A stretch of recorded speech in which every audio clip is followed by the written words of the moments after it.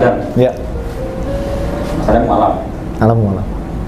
Sebelum masuk Islam, Mas Adam benci sama KRS emang? Benci yang sangat luar biasa. Ini naudzubillah, walaupun sekarang saya bilang naudzubillah.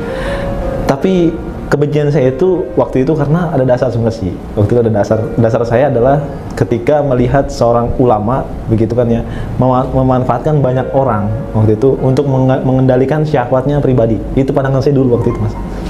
Nah, saya lihat ini sesuatu yang nggak beres karena Islam itu nggak pernah ngajarin seperti itu, nggak pernah ngajarin mengendalikan banyak orang dengan satu orang gitu kan. Harusnya mengendalikan orang dengan satu Islam, baru saya berpendapat. Itu yang pandangan saya seperti dulu. Ya, gitu. Pada waktu sudah masuk Islam atau belum? Belum. Masuk Islam tapi masih berantakan Islam. Tapi sudah masuk Islam, tapi tetap merasa benci sama KRS. Kalau sekarang, Masya Allah, saya kalau bisa diminta untuk bermohon sama beliau, saya pengen minta maaf sebesar-besarnya. Pengen peluk beliau kalau saya diizinkan gitu kan ya. Saya pengen cium kalau boleh juga. Saya pengen minta maaf sebesar-besarnya karena bagi saya ini sesuatu yang sangat luar biasa zalim bagi saya. Kenapa? Karena saya baru tahu sekarang ketika saya belajar Islam bahwa beliau adalah ulama yang sangat baik banget. Gitu kan ya. Bukan seorang Habib Rijiknya. Gitu kan ya. Seorang yang bisa membawa hikmah kepada umat. Seorang yang bisa membawa kebaikan kepada umat. Demi Allah saya katakan ketika saya benci sama Habib Rijik itu, demi Allah saya belum kenal Islam secara menyeluruh. Maka itu hanya sebuah frame bahwa Habib Rijik itu seperti ini. Dan itu sesuatu yang bagi saya sekarang ini saya menyesal, betul-betul menyesal gitu kan ya. Dan saya lihat bahwa sekarang, Masya Allah, sekarang kalau kita lihat sholat subuh berjamaah setelah 212 itu makin ramai banget. Kemudian banyak sekali orang-orang yang mau mengenal Islam, banyak sekali orang-orang yang pengen belajar Islam, Masya Allah.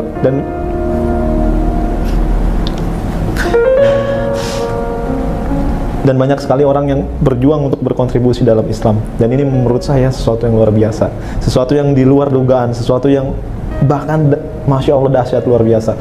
Dan sekali lagi saya mau memohon maaf kepada Habib Rizik Syihab. Kalaupun disempatkan untuk bertemu, saya ingin memeluk beliau, saya ingin minta maaf. Saya sekarang sadar bahwa beliau adalah membawa perubahan untuk umat, insya Allah untuk kedepannya. Saya mencintai beliau karena Allah Subhanahu wa Ta'ala. Hal apa sih yang membuat antum itu merasa menyesal banget gitu ya, membenci Habib Rizik? Maksudnya menghinakan, memfitnah, atau mengolok-olok beliau kan? Sehingga antum itu sangat menyesal.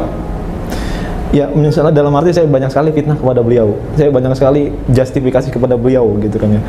Banyak sekali hal-hal yang saya tuduhkan kepada beliau gitu. Salah satunya adalah yang paling saya sosorkan adalah ketika saya bilang mana ada ulama bisa naik mobil mewah seperti itu dan seterusnya, mana ada ulama seperti itu, mana ada ulama begini-begini dan seterusnya, mana ada ulama yang punya kedudukan yang sangat luar biasa gitu kan ya. Harusnya ulama itu kerjanya tuh di rumah gitu kan ya, menasehati dan seterusnya. Nggak begitu, nggak frontal begitu, nggak merusak jalanan, nggak mengganggu kenyamanan orang lain. Itu fitnah-fitnah yang saya tuduhkan kepada beliau ketika saya masih membenci beliau gitu, Mas. Kalau misalkan antum diberi kesempatan dan Allah menghendaki antum bertemu dengan Habib Rizik, apa yang antum mau sampaikan?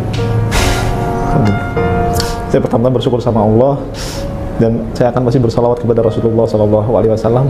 Saya berterima kasih jika emang betul-betul diizinkan ketemu beliau. Saya akan cium tangannya, saya akan peluk badannya, saya akan memberikan suatu pesan kepada beliau.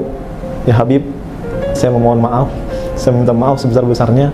Saya telah pernah membenci Habib, pernah mendiskriminasikan Habib, pernah juga untuk tidak percaya dengan Habib. Dan sekarang saat ini saya mau menghadap beliau dan saya akan meminta maaf sebesar-besarnya, dan saya janji saya akan merubah semua itu menjadi sebuah cinta kepada ulama, menjadi sebuah orang yang bermanfaat dalam Islam seperti yang Habib ajarkan dan seperti hikmah yang telah Habib ajarkan kepada umat gitu.